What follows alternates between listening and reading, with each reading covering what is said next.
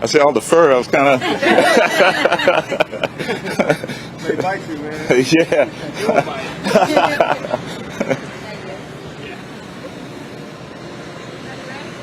Whenever you're ready. Okay, good morning, everyone. I wanted to come out this morning on Demonbreun Street just to talk to the residents here and some of the business owners about the recent events that's happened here on Demonbreun. I'm a native of Nashville. I've visited a lot of these establishments myself, and for years we haven't had any problems. But since April, we've had 3 shootings. We had one as recent as Sunday. Someone was critically wounded. We had one April 17th where an individual was killed and another was wounded. Then another one on July 21st where someone was wounded and transported to a hospital. I wanted to come out and reassure everyone that we're going to work with them, that we're going to provide more resources for this area. As you notice, we put a what we call a Sky Cop, which is a camera system. It monitors, it shows blue lights, but it monitors people as they come and go, vehicles, etc. And then we're also going to put more officers here. We've increased the presence, but we want to add more. We've had as many as 3 to 4. We're going to go to 8. And the sergeant for down here on the weekends. We're going to have our mounted horse patrol, which is going to be out here as well. We're going to have our DUI and aggressive driving units as well. So I met with all the owners and also with Commander Widener and Chief Green to let them know that short term we're here with them. We're going to work with them in a partnership, but we're going to look at some concerns they have long term as well to see what we can do to address that. As I said, I'm a native here. I go to a lot of these places. I'm not a bar person, but I do go to restaurants, and I do come on Demonbreun Street, and it saddens me to see that people that come here to enjoy our city or people that live in this city have to worry about danger. So we're going to do all that we can. And I'll take any questions that you have. So some of the business owners say they've been complaining about this for a little while. So why did it take this long to get the Metro Police to finally do something about this? And second question is, we've also heard that one of the main problems is the business vibes. What are you gonna do about that? Do you plan to talk to them or try to figure out what it is you can do with them to them so they reduce the violence in this area? Yeah, so absolutely. So each precinct has a commander, and those voices, those concerns have been relayed to that commander. He has put an increased presence here in this area. There has been more officers, more activities, more meetings with the merchants here. So, but after the recent incidents, we decided that we wanted to increase it even more so. So it's always been something that we've been addressing. It just seems here recently that violent crime has escalated. It's something we're seeing not only here but around the country. People don't have conflict resolution skills. They resort immediately to weapons. And so with the added presence, with the horse patrol and all of that, we're hoping we're going to mitigate that. So we've always been here. As far as the particular establishment that you mentioned, definitely we're going to have communication with them. We're going to put them on notice that people are saying this is what's going on. We're going to investigate that, and if we determine they are the problem, and then we have a process in place that we'll deal with that as well. A business can be shut down permanently. We can get an injunction on it. So we're going to do whatever we can to restore this back to a safe area. Can you talk about consistency? Of course, one of the things that people have been concerned about is making sure that this isn't just a temporary thing. They're not going to see patrols for a couple of weeks and then, those patrols kind of fall off. Can you talk about the long-term plan? Absolutely. So we have this meeting here. I've done an assessment. We're going to increase our officers here, our resources, etc. But then Commander Widener is going to keep following up 30 days, 60 days. I'll keep getting those reports as well. We're going to put some more resources in place. We're going to push for LPRs. I've been asking for license plate readers for quite some time. It'd be beneficial for us, for people that are committing gun violence, to be able to record a car tag of an individual that may have just shot someone, opposed to, so now we have a vehicle we can identify and maybe have an investigation, opposed to, let's see, what we can find out. And so we're going to do a lot more. We're going to push for, we've talked to some of the business owners about getting license plate readers themselves, and they're actually looking at doing that, improving the camera system.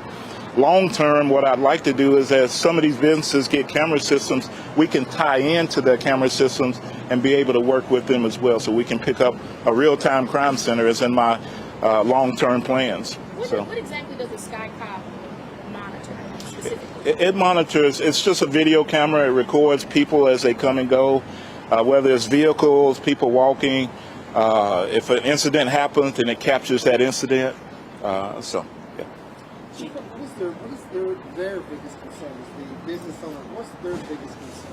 I heard them talking to you. Yeah, their biggest concern is, for years they've had like no problems, and then after a particular establishment was open, it seems that they've had a lot of problems. We don't know if it's that particular establishment. We'll try to identify if it is, and then we'll take the appropriate measures. But they feel it, possibly could be connected. It may not be, but we're going to look at it holistically from a 360 approach. What's happening? I talked to another district here recently, and they feel the clientele has changed just a little bit. It's a different mindset. It's different people coming in with, their beliefs and things that are happening and resorting to violence. So we'll deal with that as well. Is this like random violence? Does the suspect and the victims know each other, or is it just party crowd, alcohol involved? It's a little bit of it all. Some of them know each other. Just kind of believe that this last incident, they knew each other just by the way the incident occurred. But the particular victim in this case wasn't cooperative, but he was shot in the legs and in the buttocks. They didn't try to kill him, so maybe they knew him. We're trying to identify that. But we want to make it a safe environment. If people are being overserved, we want to correct that. If we have some violent individuals, we want to identify them, and hopefully we can keep them from coming into these businesses. So we're going to do everything we can to make it safer. I'm sorry. Did you meet with other business leaders all over the city? I have met with others. So we've done some communications on Buchanan Street with that merchants group. We put some resources there to make it safe as well.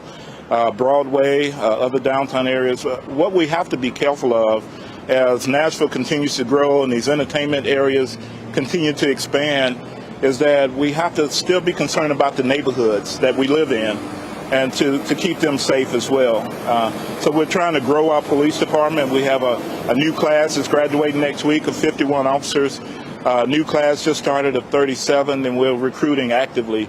I feel that a part of what's going on as well is a resourcing problem, that we need more officers, and so we're trying to recruit more. But we're going to, being short-staffed doesn't prevent us from putting measures in place to make it safe. And so that's why when people ask me about violent crime, I say it's a collaboration and community effort. It takes all of us together, and they're on board. We're going to work together and make it safe. So. Are you rolling out gang violence in any of this? Is that a thought on what you guys are considering? That's a good question. I'll never rule out gang violence. It's something that we've seen a little bit of an increase of in this city. I did a press conference about a month ago where we arrested some violent MS-13 gang members. We're actively looking at groups, identifying new groups from Los Angeles and other places that will continue to work. So we'll look at the big picture. So all of that is in play. Folks, we got to go. We'll leave Commander Widener here Okay. to answer anything else, but Chief's got another engagement in a few minutes. Okay. The future, what do you see? What's that? What's the future of the Demonbreun? How do you see it? The future of Demonbreun, I see as a safe place that I would even bring my grandson, that I'll still visit, that we need to make sure that establishments that come to this street and to this area are on par with what these business owners want, is a safe, fun environment. And so long term, that's what I see. I see working with the owners of these buildings, the owners of the establishments, and seeing how we can partner together to make it safe. What are you doing at Lower Broadway, Chief? What are you doing down there? Same thing? Same thing. We've added more resourcing down there. We have meetings with our merchants groups. Commander Widener is going to have a meeting upcoming with the merchants here on this street, and we'll continue that communication. This is not a day one and we're done. This is long term. We're going to continue to be in this until the issues are resolved and that people feel good about coming here which is what we want. I mean, I love this city. I've been here all my life, and I don't want to see places that people enjoy become somewhere people are scared to go. So, Thank you all. okay, thank you.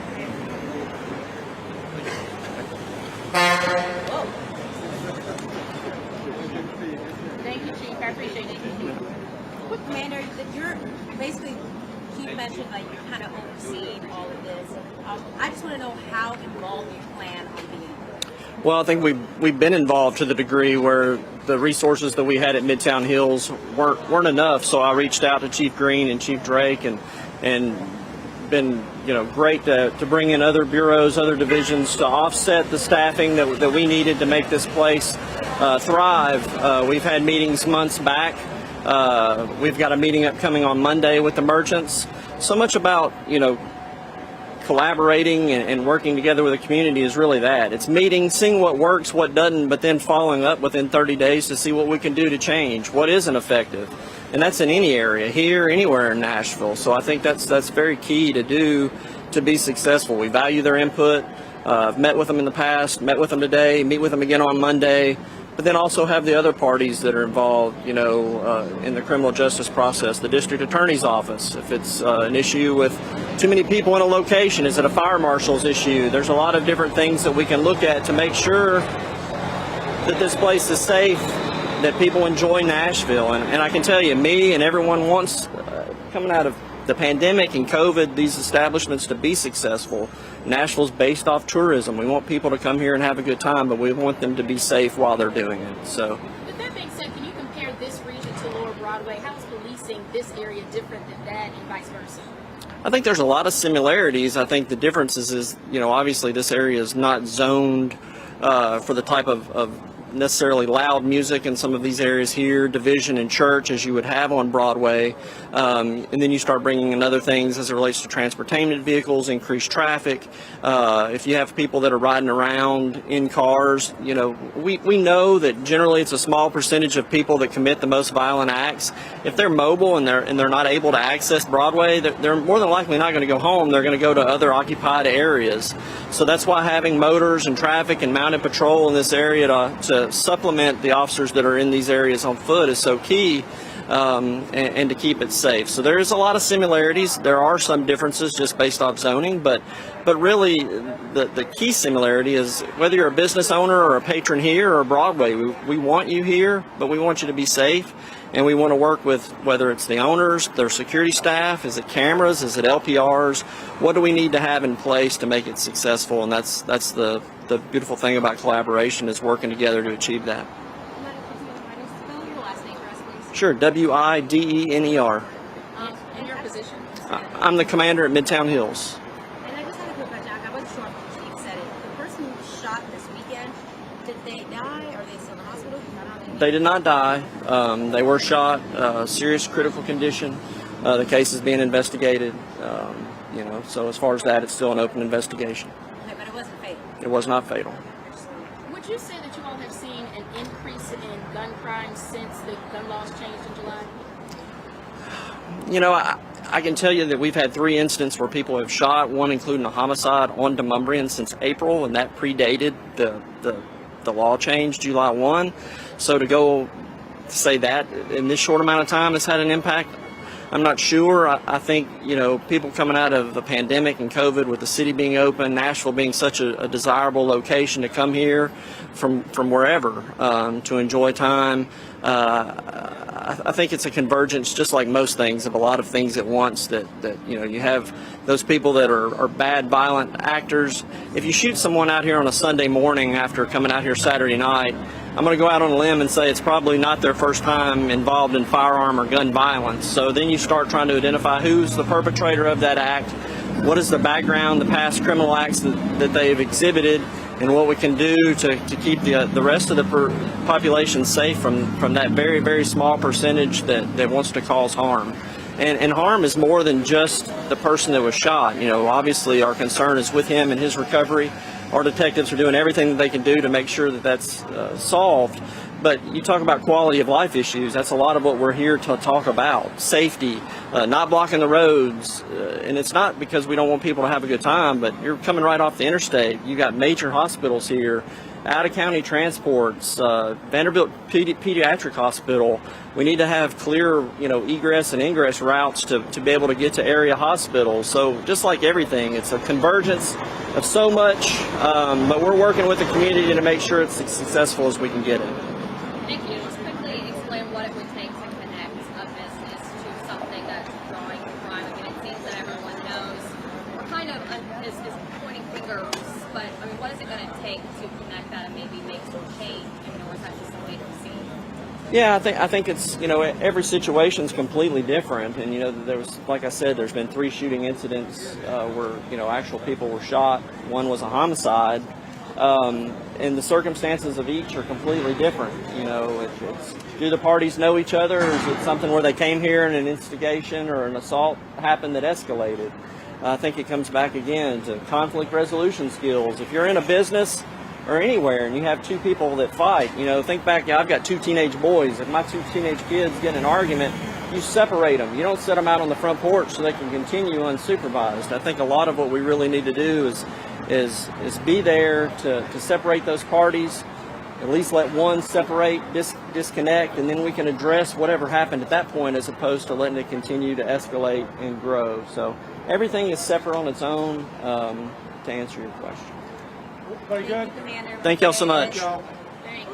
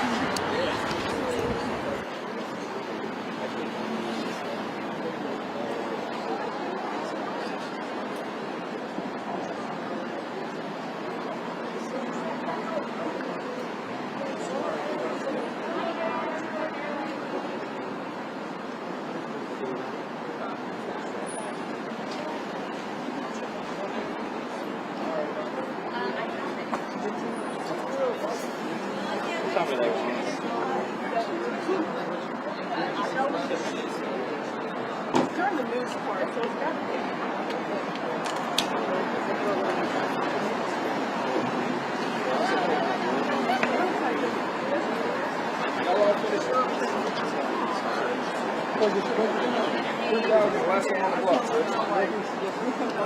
Right now, but I can go in there and get your daiquiri. If y'all want to come down a little bit with a daiquiri in the rest of the city. Yes, sir. Y'all come down there for what did you need me for? Are you going? I am going. Give me a Store? Don't be asking me no crazy things. I'm speaking about the police. That's all. I'm speaking about the presence on the block. Come on, Josh, get in here with me, man. This is real face of the camera. Look at him.